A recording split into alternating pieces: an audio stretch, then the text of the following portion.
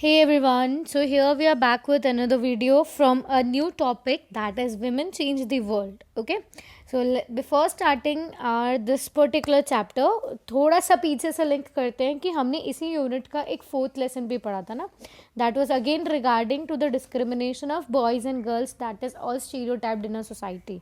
मैं बहुत अच्छे बेसिक लैंग्वेज के अंदर बात करूँ तो हम जो भी पर्टिकुलर टॉपिक पढ़ रहे हैं या यूनिट पढ़ रहे हैं वो जेंडर से रिलेटेड है. और पिछले वीडियो के अंदर हमने एक नेगेटिव एक्सपेक्ट देखा था सोसाइटी का, जहाँ एक ह्यूज लेवल पे डिस्क्रिमिनेशन था between boys and girls.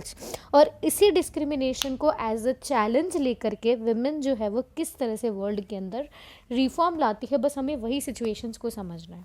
Okay, so like before this is the introductory part, मतलब आप थोड़ा यहाँ पे आपको एक इनिशियल मिल जाएगा, आपको एक दो स्टोरीज जो आ रही है बिगिनिंग में, हम वही चीज़ यहाँ पर इस पर्टिकुलर वीडियो लेक्चर के अंदर डिस्कस करेंगे. तो हम अब बात करते हैं कि विमेंस ने क्या चेंज किया है. देखो बेटा, बहुत अच्छा सिंपली एक सिचुएशन समझाती हूँ मैं तुम्हें. एक चीज़ हम समझने की कोशिश करते हैं कि पुराने एंशंट टाइम में चले जाते हैं हम लोग. पुराने एंशंट भी मतलब अगर हम समझे कि थोड़ा सा आज से 50 years back, 40 to 50 years back हम चलते हैं हिस्ट्री के अंदर.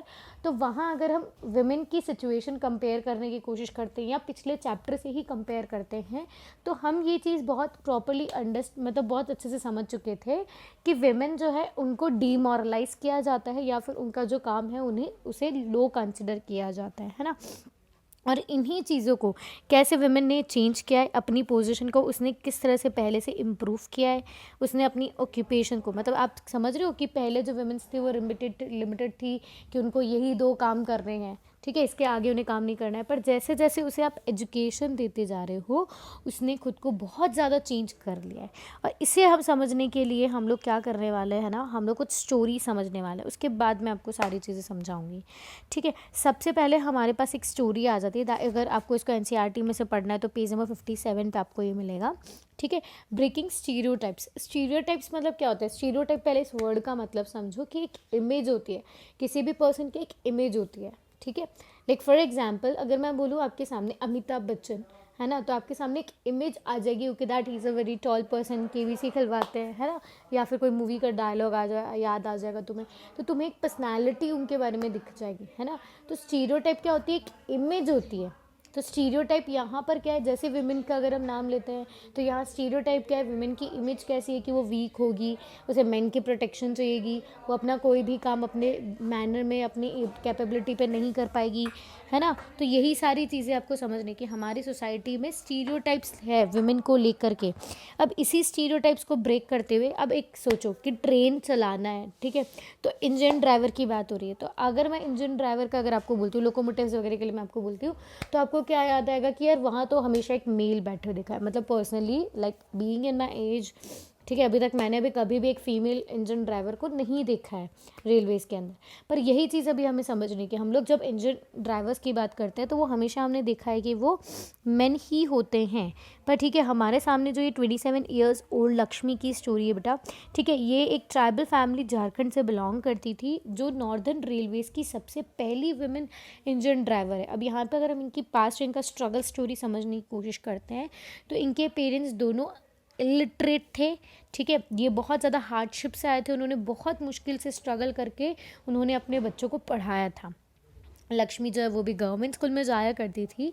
गवर्नमेंट स्कूल में जाकर आके मतलब वहाँ पढ़ाई वढ़ाई करके आने के बाद में भी अपने घर के काम वगैरह करती थी और अलग अलग तरह की जॉब्स वगैरह करती थी, मतलब ताकि वो अपनी फैमिली को सपोर्ट कर सके, ठीक है. उसके बाद में उन्होंने गवर्नमेंट स्कूल से पास आउट हुआ, उन्होंने डिप्लोमा लिया इलेक्ट्रॉनिक्स के अंदर, फिर उन्होंने रेलवे बोर्ड एग्जामिनेशन दिया और उसे फर्स्ट टाइम के अंदर क्लियर कर लिया, ठीक है. सो दिस स्टेट्स की उन्होंने मतलब बीइंग ए बैकग्राउंड जहाँ आज हम लोग देखते हैं, ठीक है, आज हमारे सामने सिचुएशन दिखती है कि हम कोविड-19 की सिचुएशन है ना.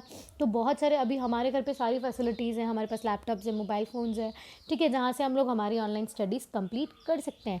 But what you see here is the situation of a particular girl जहाँ आपका बैकग्राउंड ऐसा था, ठीक है, that she wasn't able to complete with her education also. उनके पेरेंट्स ने काफ़ी हार्श स्ट्रगल किया है just to educate their children. और उसका आउटपुट उन्हें कैसे मिलता है कि उनकी बेटी जो है वो नॉर्दर्न रेलवेज़ की सबसे पहली विमेन इंजन ड्राइवर बन जाती है.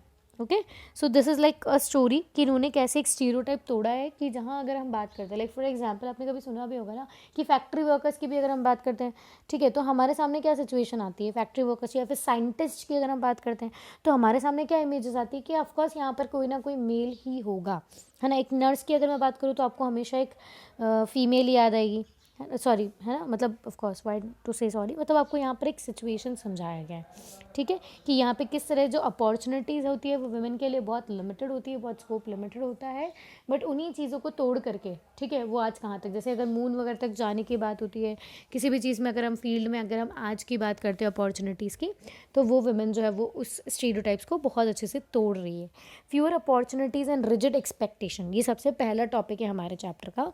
तो फ्यूअर अपॉर्चुनिटीज़ होता है मतलब बेटा लड़कियों के लिए पुराने टाइम पे अगर हम बात करें कि आज के टाइम पे तो ठीक है, आपने कभी देखा है कि ट्रक चला रही है कोई लेडी, नहीं ना, इवन मैंने भी बहुत कम बसेस के अंदर कंडक्टर लेडी, अब तो जैसे ठीक है फिर भी देखने को मिल जाती है, बाकी पहले जब हम छोटे थे हमने कभी बसेस में ट्रैवल करते हुए कभी लेडी कंडक्टर नहीं देखी थी। ओके, तो आपको ये चीज़ समझाने की कोशिश की जा रही है कि जो वुमेन्स होती है उनको, उनके साथ हमारी सोसाइटी ने पहले से ही एक बोलते हैं ना स्टीरियोटाइप बना दिया कि तुम्हें बड़े होकर के यही सर्टेन 2 काम करने हैं, तुम्हें इसके अलावा कोई और दूसरी अपॉर्चुनिटी नहीं मिलेगी। उनके लिए रिजिड एक्सपेक्टेशंस होती थी कि तुम्हें, रिजिड मतलब बोलते हैं कि बहुत स्ट्रॉन्ग, तुम्हें आइडियल बनना है, तुम्हें अपने अच्छी मदर बनना है, अच्छी बेटी बनना है, अच्छी सिस्टर बनना है, लाइक अच्छी बहू बनना है, कल को उस घर में जाकर के वहाँ की जिम्मेदारी उठानी है। So these all kind of कुछ एक्सपेक्टेशंस थी जो उसके साथ हमेशा बांध दी थी सोसाइटी ने, ठीक है। उसको जनरली एक्सपेक्ट किया जाता था कि नर्स, टीचिंग वगैरह इन सब कामों के अंदर वो विजिबल होगी, किसी भी वो बोलते हैं टेक्निकल जॉब्स के अंदर वो नहीं दिखाई देगी, ठीक है। तो ये एक ऑफ काइंड ऑफ डिस्क्रिमिनेशन हमारे यहाँ पे किया गया था, ठीक है, हमारी सोसाइटी के अंदर, जो उसको ना ही अपॉर्चुनिटी देता था, एज वेल एज सबसे इंपॉर्टेंट, ये सबसे बड़ा ड्रॉबैक था कि girls were always seen as a, so मतलब like cost of burden over the heads of parents. तो वो कभी भी मतलब उनको हमेशा लगता था कि हाँ हमारी बेटी को एक अच्छी सी काइंड ऑफ एक आइडियल एजुकेशन या आइडियल मैनर्स वगैरह हम उन्हें प्रोवाइड करें ताकि कल को वो शादी होकर के जाएगी, ठीक है, तो अगले घर को संभाल पाएगी, ठीक है। तो एक जस्ट एक स्टीरियोटाइप, मतलब अब उनको आप क्या सोचते हो कि उसको आपको इस तरह से मैनर्स या उसको आपको उसको इस तरह से काम करना सिखाना है कि कल को दूसरी फैमिली में अडॉप्ट हो जाए, पर ऐसा ही नहीं कि वो खुद को डेवलप कर ले, ठीक है, खुद की कैपेबिलिटी के अकॉर्डिंग वो ग्रोथ कर ले, ऐसा नहीं होता हमारी सोसाइटीज़ में। ऑफकोर्स अब सिचुएशंस बहुत अलग है, हम पुराने टाइम की बात कर रहे हैं, ठीक है। फिर एक और सिचुएशन स्टोरी हमारे सामने यहाँ पर आएगी कि कैसे एक रिजिड एक्सपेक्टेशंस होती है जो हमारी सोसाइटी ने हम लोगों पे थोप दी है ना, like even in the situation of boys and girls. तो यहाँ की अगर मैं स्टोरी की अगर आपसे बात करती हूँ बेटा, तो यहाँ पे जावी नाम का एक लड़का होता है 10th स्टैंडर्ड के अंदर, उसने बोर्ड्स दिए होते हैं, ठीक है, और वो अपने बोर्ड रिजल्ट से बहुत अच्छा खुश होता है ना। जबकि उसकी अगर हम प्रॉपर्ली अगर उसका रिजल्ट देखते हैं तो उसमें साइंस और मैथ्स में उसने अच्छा परफॉर्म नहीं किया है, और उसने काफ़ी अच्छा मतलब बोलते हैं आउटस्टैंडिंग मार्क्स आए हैं उसको हिस्ट्री और इंग्लिश वगैरह में, ठीक है। तो जब उसके पेरेंट्स उसका रिपोर्ट कार्ड देखते तो वो बिल्कुल भी खुश नहीं होते हैं, और वो जाविर को डांटते हैं कि तुमने केवल मैथ्स और फिजिक्स में 65% स्कोर किया है, ये काफ़ी कम है। तो जाविर बोलता है तो क्या दिक्कत है ना, मुझे तो वैसे भी मैथ्स में इंटरेस्ट नहीं है, मुझे तो वैसे भी आगे जाके हिस्ट्री पढ़नी है, so I am happy with this. तो उसे उसके घर वाले डांटते हैं कि क्या रखा है हिस्ट्री में, तुम्हें अपना फ्यूचर नहीं दिखता है, तुम्हें अच्छी कोई स्कोप नहीं है तुम्हें हिस्ट्री में, तुम मैथ्स और साइंस लेकर के तुम साइंटिस्ट बन सकते हो। मतलब what is the situation, like कि ये बच्चा खुद हिस्ट्री लेना चाहता है, ये खुद ह्यूमैनिटीज़ वगैरह पढ़ना चाहता है, पर उसको वो सब ना पढ़ा करके इसके ऊपर साइंस थोपा जा रहा था, right, because it was seen sensible कि तुम कंप्यूटर्स हुए, तुम साइंटिस्ट वगैरह में, मतलब इस तरह से तुम बोलते ना कि एक टेक्निकल काम तुम कर पाओगे वहाँ पे।